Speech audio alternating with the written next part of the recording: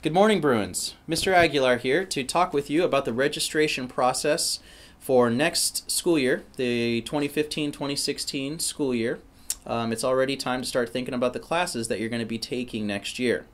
Now, this video is quite lengthy with lots of information on it. It's also going to be located up on the school website. The idea is that you, the student, and your parents can access the information in this video at any time to replay the information and to get a sense of what you need to do in order to register for next year.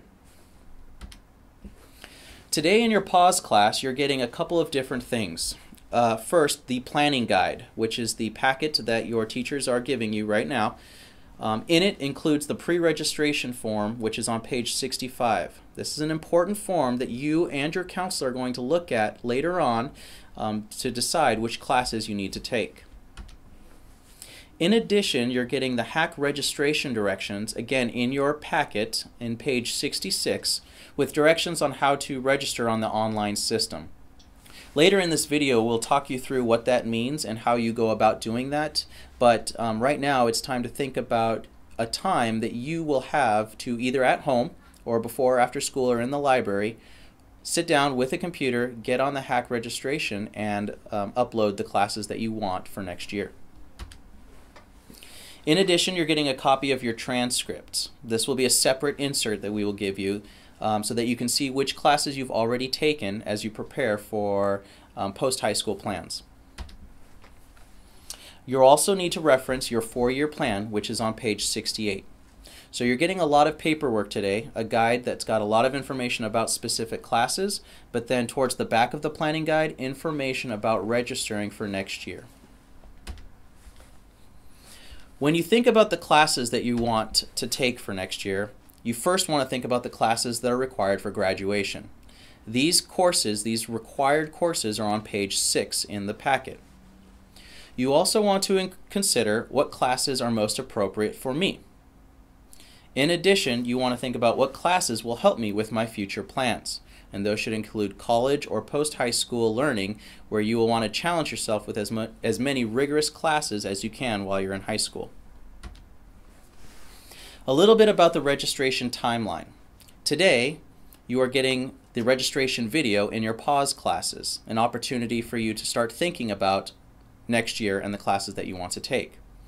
However, what is new this year is that every single one of you, the students here, will have a second period counselor advisory session. This is a meeting date that's provided on the front cover label of the registration packet you received today that'll be unique for you based on your second period class on a date where you'll actually meet with your counselor to look at the pre-registration guide and to look at what classes you're interested in taking for next year.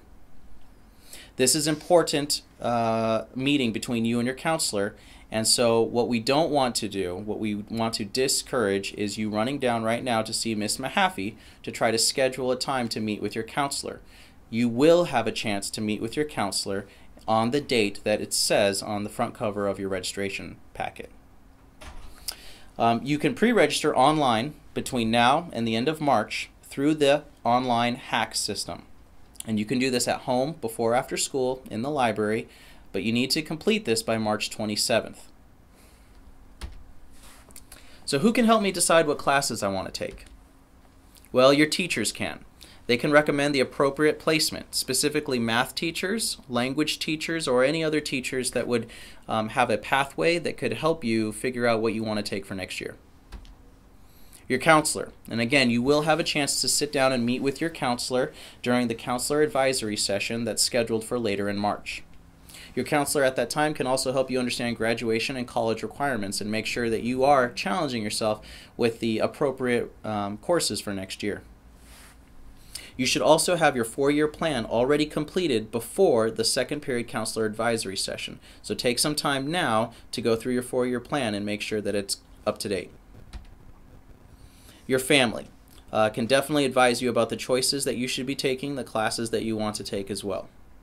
You'll notice on there that students is not on there, and that's done because while it's great to talk to your friends about the classes that he or she may be taking, it's also important that you talk to the adults in your life to make sure that you're taking the appropriate courses next year.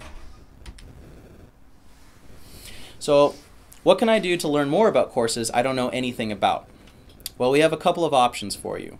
On March 5th, between 6:45 and 9 p.m. is an open house for all parents and students to attend to stop in and talk with any of our teachers, including elective teachers who will be here talking about the programs and courses that are offered.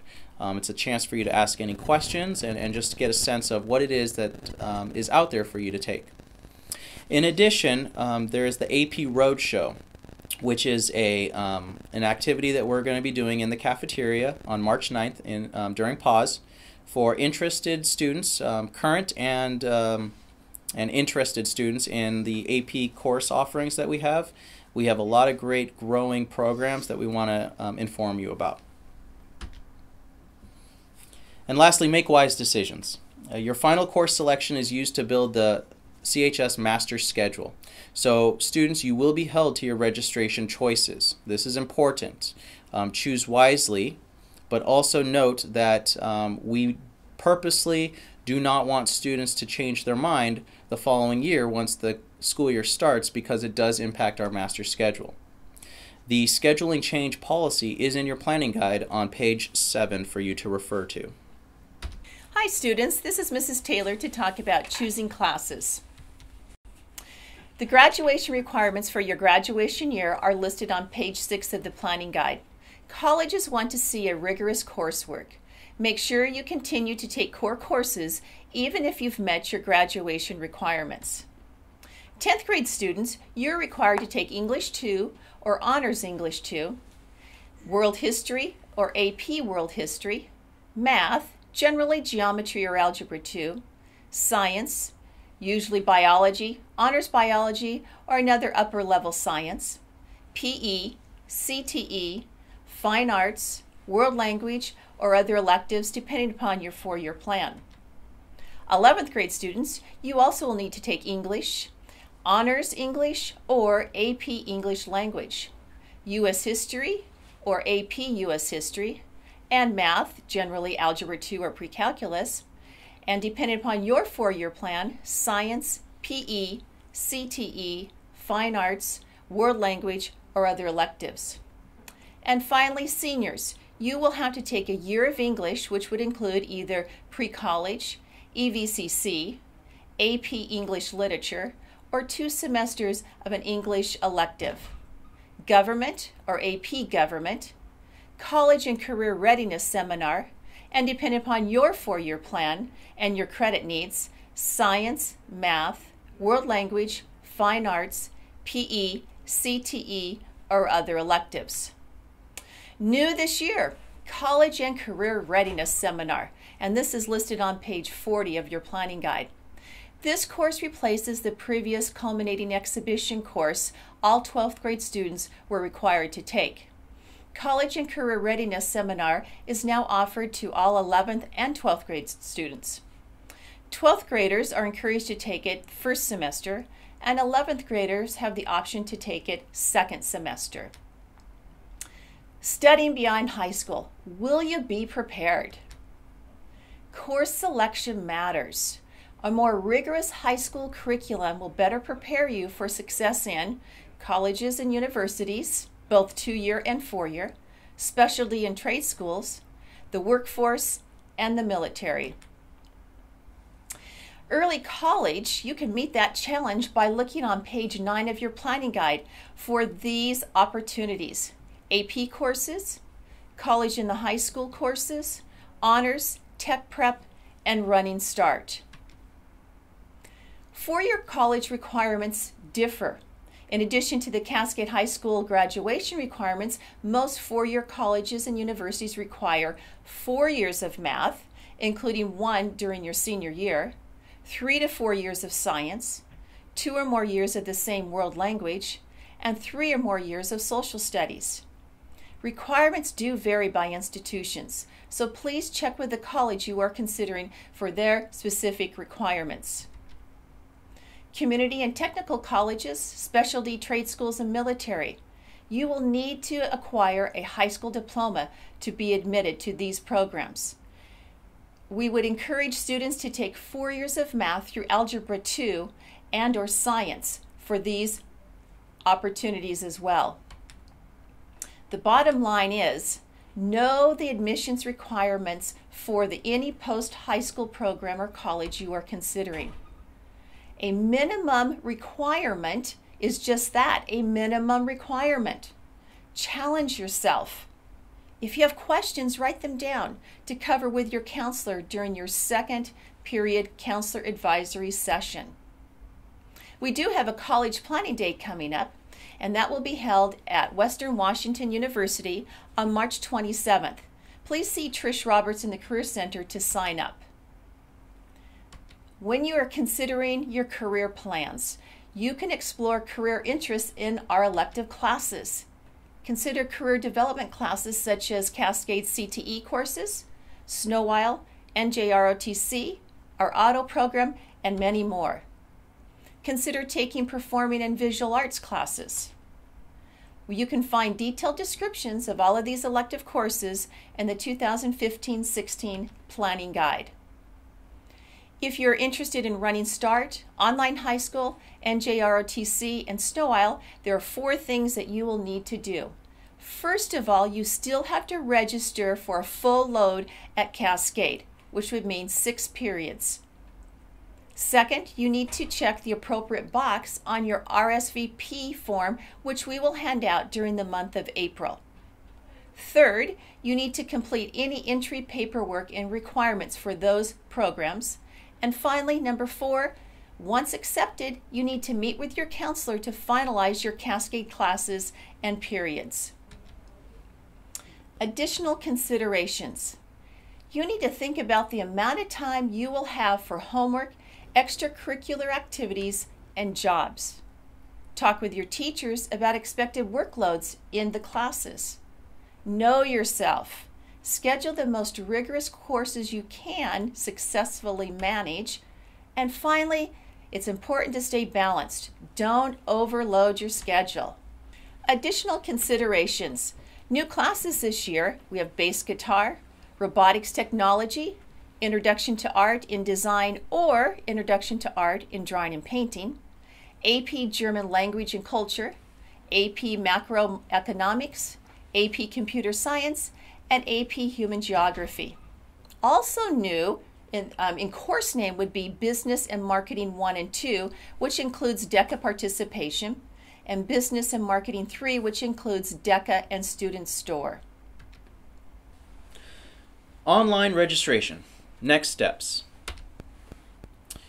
Online registration is open between February 27th and March 27th. So between now and March 27th, you need to log on to the registration site to input your 2015-16 class requests.